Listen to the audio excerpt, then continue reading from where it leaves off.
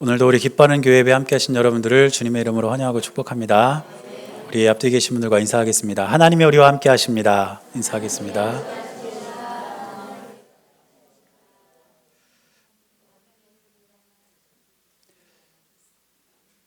하나님이 우리의 삶 가운데 늘 함께 하시는 줄로 믿습니다. 비가 또 샜어요. 1년 동안 비가 새고 있는데 전에 우리가 이쪽에 비가 샜을 때는 금방 잡았거든요. 어디가 샜는지 눈에 확 보였기 때문에.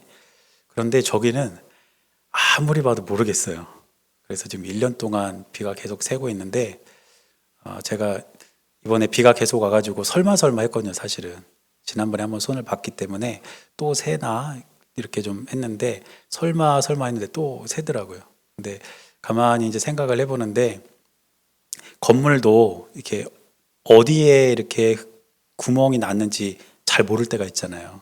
근데 거기로 비가 들어와서 이렇게 물이 새는데 우리의 삶도 그런 것 같아요. 우리가 아주 작은 부분이라도 틈이 있고 또 우리가 무너진 부분이 있으면 반드시 사단은 그곳을 틈타서 우리들의 마음을 힘들게 하고 또 우리들의 삶을 어지럽히는 것 같습니다.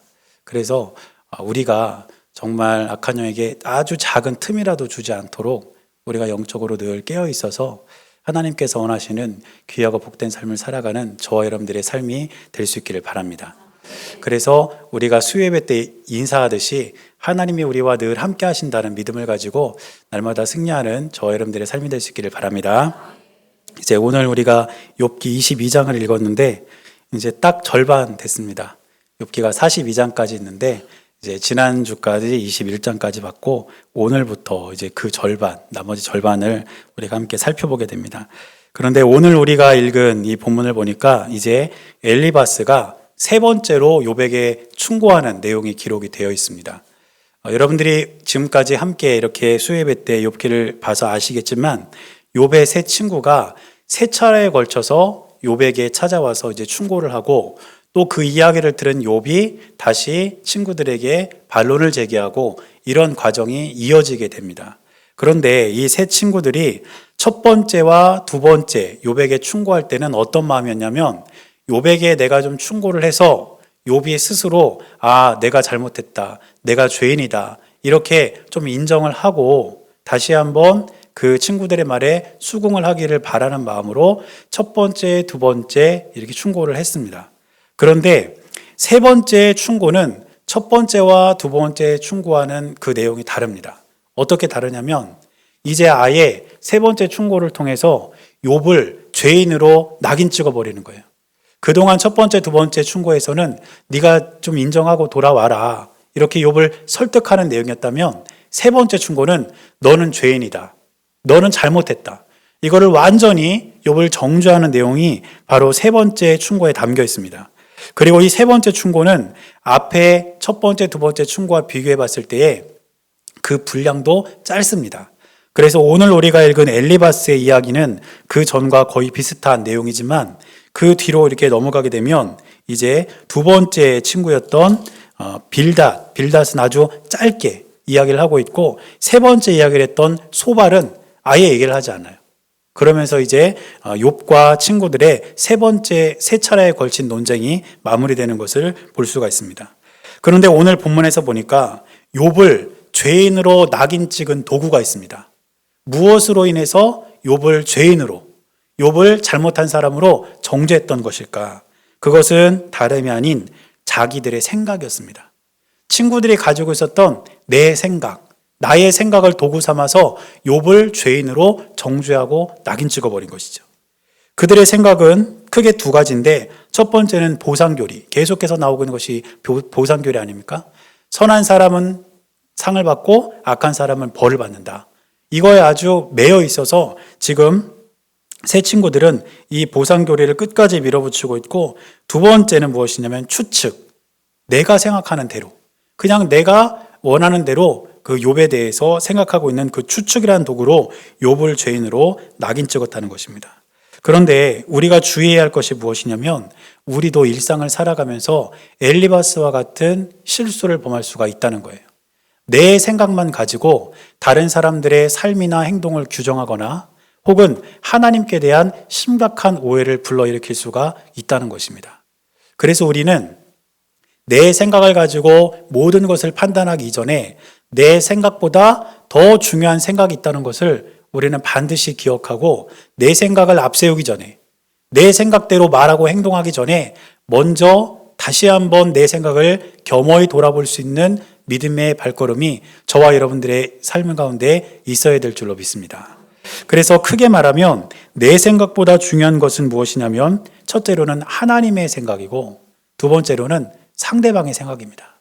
그래서 우리는 내 생각을 고집하기 전에 하나님의 생각이 무엇인지를 깨달아야 할 것이고, 두 번째로는 상대방의 생각을 배려할 줄 알아야 됩니다. 그래서 오늘 본문을 통해서 엘리바스가 가지고 있었던 그의 생각이 왜 잘못되었는지 두 가지를 살펴볼 거고, 또 하나는 욥도 한 가지 잘못된 생각이 있었어요. 그것이 무엇인지를 한번 살펴보려고 합니다. 먼저 엘리바스가 하나님께 대해서 가지고 있었던 이 생각은 잘못된 생각이었습니다. 엘리바스가 하나님에 대해서 어떤 생각을 갖고 계셨냐면, 하나님은 전능하시며 초월적인 분이시기 때문에 인간의 행동에 영향을 받지 않는다, 이렇게 생각했습니다. 언뜻 들으면 이게 맞는 것 같아요. 그리고 맞습니다. 그런데 엘리바스의 문제는 무엇이었냐면, 이게 전부 다인 것처럼 주장했다는 거예요.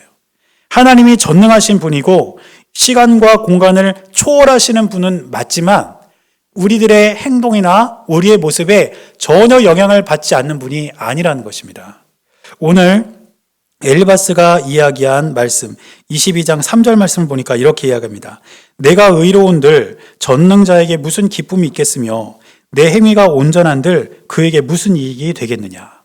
바꿔 말하면 네가 아무리 의로워도 하나님은 너의 의로움을 보시고 기뻐하지 않으신다. 왜냐? 하나님은 전능하시고 초월적인 분이시기 때문에 네가 하나님 앞에서 사람들에게서 행한 행동에 하나님은 전혀 영향을 받으신 분이 아니다. 이렇게 이야기를 했다는 것입니다.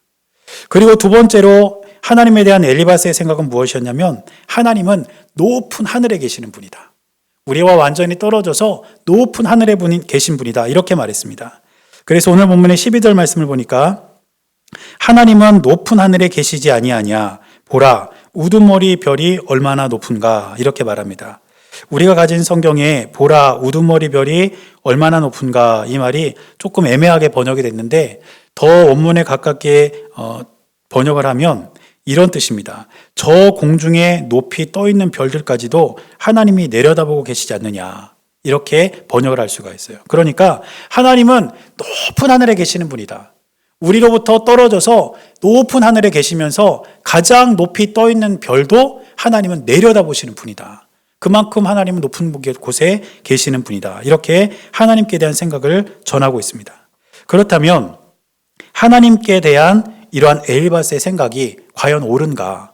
그렇지 않다는 것이죠. 먼저 엘리바스가 했던 첫 번째 생각, 하나님은 전능하시며 초월적인 분이시기에 인간의 행동에 영향을 받지 않는다. 이 생각이 왜 틀리냐면, 하나님이 정말 인간 행동에 아무 영향을 받는 분이 아니라면 욥이 어떤 행동을 했더라도 벌을 주시면 안 됩니다. 그냥 악하게 살든 죄를 짓든 그냥 내버려 두셔야 되는 거 아닙니까? 그런데 지금 엘리바스가 말하는 것은 무엇이었냐면, 네가 죄를 지었기 때문에 벌을 받는 거다. 그러니까 지금 엘리바스는 자기의 한 말 가운데서 서로 모순을 가지고 있는 거예요.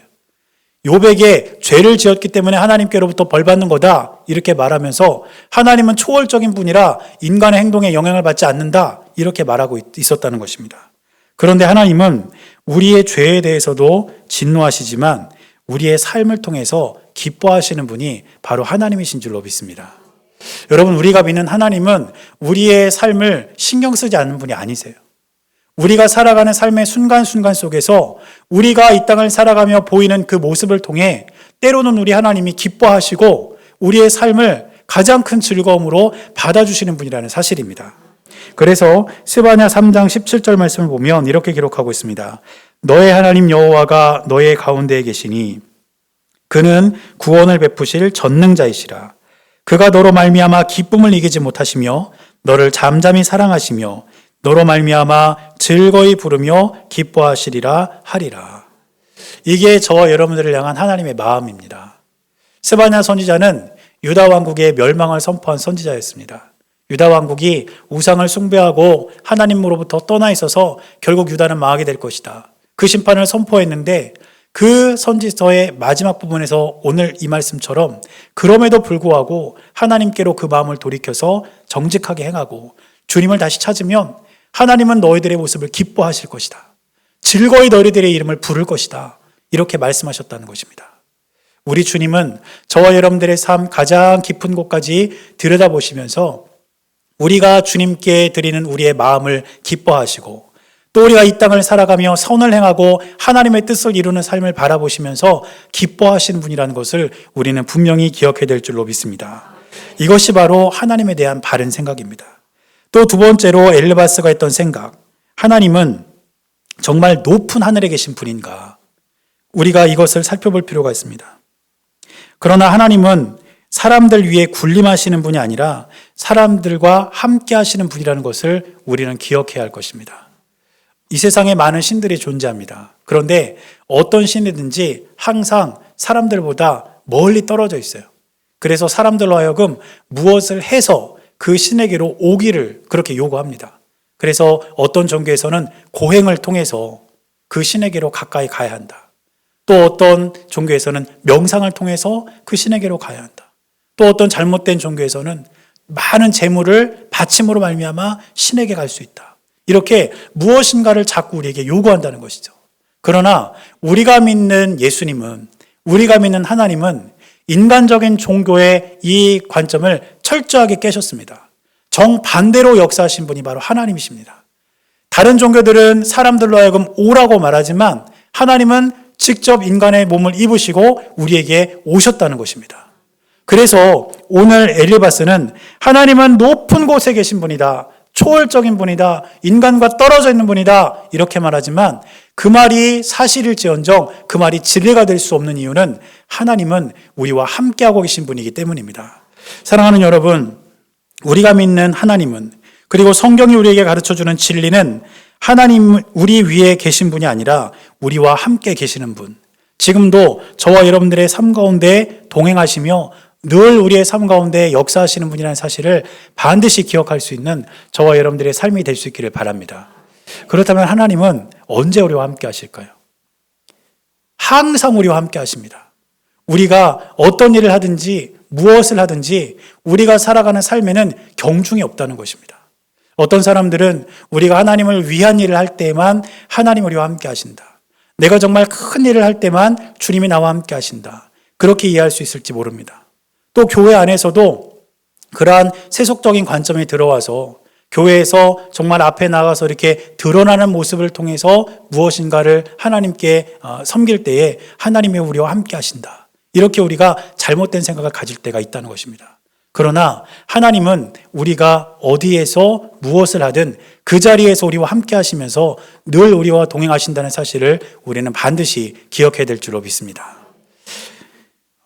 하나님의 임재 연습이라는 책을 쓴 로렌스라는 수도사가 있습니다. 이분은 1600년대 사람이에요. 그런데 이분이 때로는 운동선수도 하고 또 군인도 하고 여러 가지 이렇게 일을 하다가 프랑스에 있는 갈멜 수도원이라는 곳에 들어가서 평생을 수도사로 지냈습니다. 그런데 이 로렌스라는 분이 평생을 수도사로 지내면서 그 수도원에서 한 일이 무엇이었냐면 주방에서 접시를 닦는 일이었어요. 그게 수도원에서 그에게 주어진 일이었고 그가 하는 일의 전부였습니다. 어떻게 보면 굉장히 허드렛 일 같고 정말 작은 일인 것 같지만 이 로렌스라는 분은 주방에서 접시를 닦으면서 자신이 경험하는 하나님, 그 자리에서도 나와 동행하시는 그 하나님을 늘 경험하면서 기록을 남기기 시작했는데 그것이 하나님의 임재 연습이라는 책으로 발간이 된 것입니다. 작은 일을 하는 자리에서도 그리고 아무도 주목하지 않는 일을 하는 자리에서도 하나님은 언제나 우리와 함께 하시면서 우리와 늘 동행한다는 사실을 우리는 기억해야 될 줄로 믿습니다. 그래서 저는 저와 여러분들이 무엇을 하든지 늘 하나님과 동행하는 믿음의 길을 걷기를 바랍니다. 때로는 누워있을 때도 우리가 하나님과 함께 있음을 기억할 수 있기를 바라고 때로는 우리가 아무 일을 하지 않고 있을 때에도 우리 주님이 우리와 늘 동행하신다는 사실을 기억하시고 늘 하나님과 승리하는 저와 여러분들의 삶이 될 수 있기를 주님의 이름으로 간절히 축원합니다. 두 번째로 엘리바스는 욥에 대한 자신만의 생각이 있었습니다. 그리고 그 생각은 잘못된 생각이었습니다.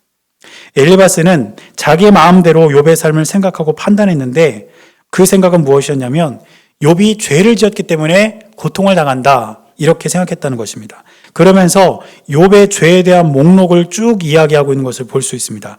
6절 말씀 보니까 어떻게 이야기하냐면 형제를 볼모로 잡고 헐벗은 자의 의복을 빼앗았다. 또 7절 말씀 보니까 목마른 자에게 물을 주지 않았고 배고픈 자에게 음식을 주지 않았다. 또 9절 말씀을 보니까 과부를 빈손으로 돌려보내었고 고아의 팔을 꺾었다. 이렇게 이야기합니다. 그런데 욥기 어디를 봐도 욥이 그렇게 했다는 내용이 나오질 않아요.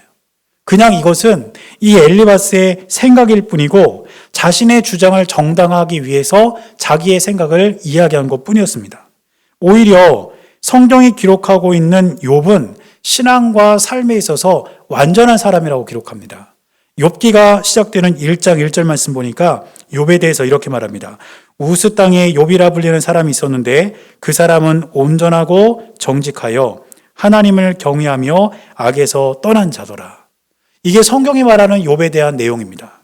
그런데 엘리바스는 욥에 대한 자신만의 생각, 잘못된 생각으로 욥을 정죄하고 욥을 죄인으로 낙인 찍었던 것입니다. 욥이 어떤 사람인지를 1절 말씀에서 기록하고 있는 것을 조금 더 자세하게 보면 온전하다. 이것은 하나님을 경외했다는 말과 연관시켜 볼 수 있고 이것은 욥의 신앙적인 모습을 우리에게 가르쳐 주는 것입니다. 또 정직했다는 것은 악에서 떠났다는 것과 연결할 수 있고 이것은 욥의 도덕성을 우리에게 가르쳐주는 하나의 잣대가 될 수 있습니다. 따라서 욥은 신앙과 도덕적인 삶에 있어서 그 누구에게도 거리낄 것이 없는 완전한 사람이었다는 것입니다. 저는 저와 여러분들의 삶도 욥과 같은 삶이 될 수 있기를 바랍니다. 신앙적으로도 하나님 앞에서 온전하여서 하나님을 늘 경외하는 저와 여러분들의 삶이 될 수 있기를 바라고 우리의 삶에 있어서도 도덕적으로 우리가 완전하여서 악에서 떠난 사람, 그래서 많은 사람들에게 그리스도의 본을 보일 수 있는 그런 하나님의 귀한 자녀들이 될 수 있을 때에 우리의 삶이 하나님의 은혜와 사랑 속에 더욱더 빛나게 될 줄로 믿습니다. 이처럼 엘리바스는 하나님에 대한 자기의 생각도 또 욥에 대한 자기의 생각도 틀렸습니다. 그리고 그거에 대한 바른 생각은 조금 전에 우리가 살펴보았던 것처럼 바로 그러한 내용들이었던 것입니다. 그렇다면 마지막으로 세 번째로 욥의 생각은 과연 옳았을까? 엘리바스의 생각은 이렇게 틀렸는데 욥의 생각은 과연 옳았을까? 우리가 한번 돌아볼 필요가 있습니다. 1차적으로는 세 친구들이 욥의 마음을 어렵게 하고 힘들게 한 것은 사실입니다. 그런데 욥도 점점 그 생각이 옳지 않은 방향으로 흘러갔다는 것을 우리가 발견할 수가 있습니다. 왜냐하면 처음에는 순진했던 욥이지만 친구들의 배려 없는 비판을 듣게 되자 그 마음에 하나님에 대한 의심 그리고 사람들에 대한 불신 이러한 것들로 그 생각이 조금씩 채워져 갔던 것입니다. 그래서 엘리바스는 이런 욥에게 다음과 같이 충고합니다. 22절 말씀 보니까 청하건대 너는 하나님의 입에서 교훈을 받고 하나님의 말씀을 내 마음에 두라. 무슨 뜻이겠습니까? 욥이 처음 친구들하고 이야기를 할 때만 해도 욥의 마음에는 별로 그렇게 사람들을 원망하거나 불평하는 마음이 별로 없었다는 거예요. 그런데 점점 대화를 하면 할수록 친구들이 자기를 비판하고 듣기 싫은 말을 하고 점점 그렇게 자기 마음을 어렵게 하니까 욥의 마음에서도 자기도 모르게 하나님에 대한 의심, 하나님 정말 계신 거 맞습니까? 계신다면 왜 나를 이렇게 둡니까? 이런 마음이 생기기 시작하고 사람들에 대한 불신, 그 사람들에 대한 불평의 마음이 조금씩 생기게 되었다는 것입니다. 그런데 우리들도 의도하지 않게 사람들로부터 싫은 소리를 듣게 되고 한마디 한마디를 우리에게 이렇게 듣게 되면 우리의 마음속에서도 상대방에 대한 불평과 하나님에 대한 원망이 생길 수도 있다는 것을 우리는 기억해야 합니다. 우리가 흔히 그런 이야기합니다. 좋은 소리도 자꾸 하면 듣기 싫다. 우리에게 이야기를 하는 것도 한 번 하는 것으로 그쳐야 되는데 아무리 맞는 말, 좋은 말이라도 계속 하다 보면 그 마음을 듣는 나의 마음속에 조금씩 불평이 쌓이게 된다는 것입니다. 그런데 우리는 바로 이 감정을 조심해야 합니다. 그 감정이 들기 시작하게 되면 우리는 그 감정의 노예가 되고 그 감정 때문에 우리의 마음에 상처를 입고 우리의 삶이 무너지는 경험을 할 때가 있다는 것입니다. 그러므로 첫째로는 우리가 다른 사람에 대해서 이야기할 때 조심스럽게 이야기하는 것이 중요합니다. 그리고 둘째로는 내가 다른 사람들로부터 이야기를 들었을 때에 같은 말이라도 좋은 말이라도 계속 들었을 때에 내 마음이 상하는 게 느껴지면 거기서 내 마음이 상하는 것을 다시 한번 돌아보면서 이러지 말아야 된다. 내 마음을 지켜야 된다. 그렇게 우리가 우리 스스로를 돌아볼 수 있는 저와 여러분들의 삶이 될 수 있기를 바랍니다. 제가 언젠가 책을 읽다가 이런 이야기를 읽은 적이 있습니다. 어떤 분이 쓴 이야기인데 이렇게 돼 있더라고요. 개에게 물린 사람은 반나절 만에 치료를 받고 돌아갔다. 뱀에게 물린 사람은 3일 만에 치료를 받고 돌아갔다. 하지만 사람의 말에 물린 사람은 아직도 입원 중이다. 굉장히 생각해 볼 필요가 있는 말이라고 생각합니다. 왜냐하면 우리의 생각이라는 것이 말과 행동으로 드러날 수 있기 때문입니다.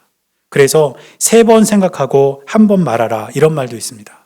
그만큼 생각이 중요하고 그 생각이 밖으로 표현되는 것이 중요하다는 뜻입니다. 저는 저와 여러분들의 생각이 옳다는 생각을 버리고 먼저는 하나님의 생각에 집중하고 둘째로는 상대방의 생각을 배려하면서 우리의 삶을 아름답게 갖고 나갈 수 있는 저와 여러분들의 삶이 될 수 있기를 바랍니다. 그래서 바른 생각과 바른 말, 바른 행동을 통해서 하나님의 영광을 드러내는 귀하고 복된 삶이 우리 모두에게 있게 되시기를 주님의 이름으로 간절히 축원합니다. 기도하겠습니다. 사랑하는 주님, 때로는 내 생각보다 더 중요한 생각이 있음을 우리가 깨닫게 하시고 그것이 바로 하나님의 생각이며 상대방의 생각이라는 것을 잊지 않게 하여 주옵소서. 섣부른 나의 생각으로 인해 다른 사람들에게 상처를 주거나 아픈 마음을 주지 않도록 우리의 삶을 인도하여 주시고 하나님께서 원하시는 진실한 길을 따라가며 바른 신앙과 바른 삶으로 주님께 영광을 돌릴 수 있는 우리 모두가 될 수 있도록 은혜를 내려 주시옵소서.